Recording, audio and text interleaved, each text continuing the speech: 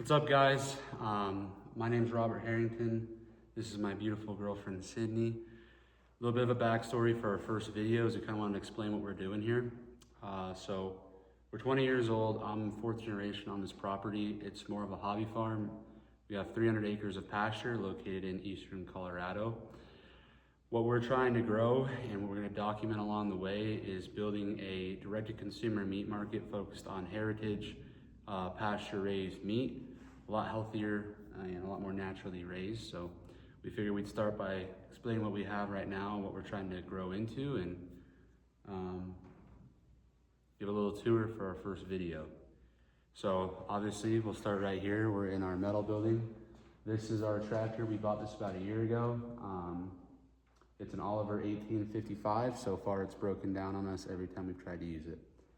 Very reliable piece of equipment, if I might say. But right now we just have all of these hoses right in here break. So we are replacing all of those. We're replacing the hydraulic pumps. So that's an expensive endeavor.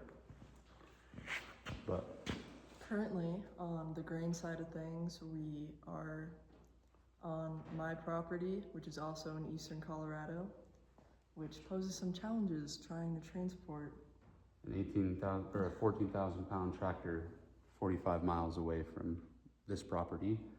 And at the other property, there's no tools or no heavy diesel mechanic tools. So yeah, this is the Oliver. This is kind of the start of it.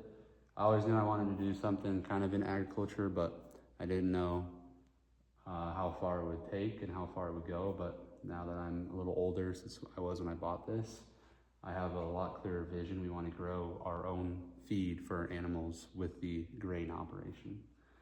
So we'll move on to the rest of the tour. All right, so moving 20 feet away, this is our original tractor on the property. This is an Alice Chalmers D17. Original plan when we started the grain was to use this, but all the rich horse farmers love the discs for this size tractor for their arenas. So finding a disc would have cost us about as much as we bought that Oliver for, and we wouldn't have we got a plow, a cultivator, and a disc with the Oliver. So it kind of worked out great. But yeah, this is Alice Chalmers, and this is the hanger. So you want to show the hanger? Probably should restart that. It's a C65. C65. And there's the other one. That one doesn't run right. Neither does this one. And then this is our newer tractor. This is our Ford 8N. We pretty much use it for just mowing the property and moving stuff around, but neat little tractor. Just mowed this whole 10 acres. And then right here, we have our lovely farmalls that always break down. We bought that one first. We bought that one about 6 months ago. We bought that one about a month ago. This is our Super M with hydraulics and a lot more horsepower, and this is our regular one. They're both pretty rough right now, but we're working on them. Today we just switched the brand new distributor off of that one onto the Super M because we're probably going to be using this Super M more and a lot sooner than that one, because that one has no drawbar or anything on it. So Now we're going to show you guys our animals. Now we're at the pig barn. Let's show you our pigs.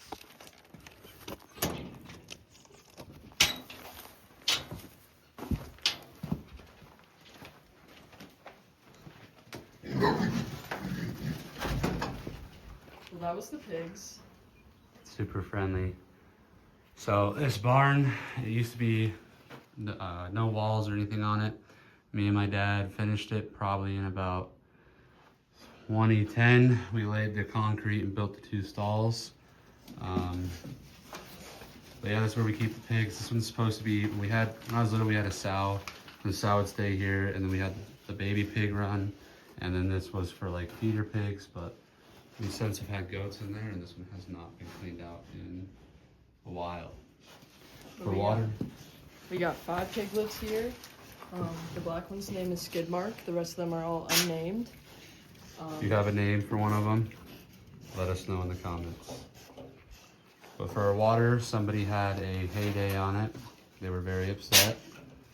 Nobody's saying anything about who it was. But it's a 60-gallon hot water heater with the water on the bottom. When they're little, we water them out of there, but they like to flip it over and do that in it. But yeah, these are our pigs. Now we'll show you us giving them a mud puddle to play in. Why did you say that? I don't think that we should do that. Are you recording? No, I'm not recording. Oh. I think it'd be fun. Oh, it's stupid. It's not stupid, you're stupid. Okay.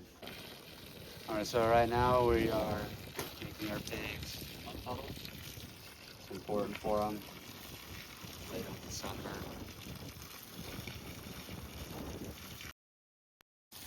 So as you can see, our ground is very damp and moist and fertile, and that's why it doesn't get absorbed right away when we pour water on the ground.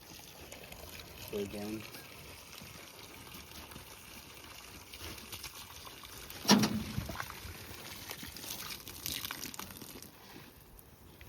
They love it, as you can see.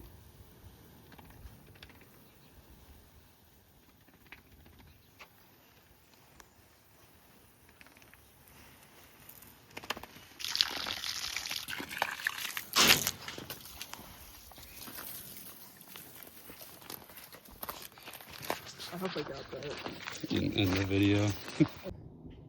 Alright, so lastly, we are at the bird barn. You can hear their birds in there. It's a bunkhouse off of Lowry Air Force Base. We have since converted it into a barn. On the other side, we've had horses or big livestock, cows, all on there. On this side was more of the man side. But we've also had pigs and goats and everything in there at some point. But last thing I've done is I've been working on fixing this up and making it a lot more usable. We're gonna be putting the roof on it hopefully this summer and pouring a concrete slab so we can make that door over there usable again. We had a skunk get in under it. That's why there was that board at the bottom of the door and killed half of our birds. So anyway, coming inside.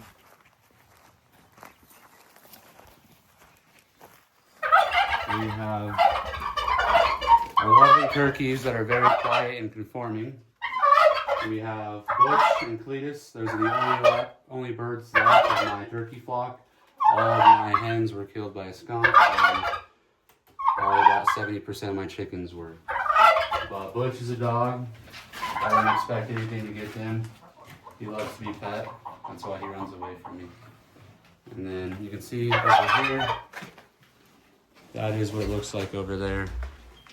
Eventually we'd like to finish digging all the crap out of it, probably paint it a different color, pull the roof out, and then this doorway right in here, we're gonna frame a door in and then frame this into a solid wall. So follow along. This is just the first of many videos. Watch us build this and turn this hobby farm into a production ranch. And let us know what you'd like to see going forward in the comments.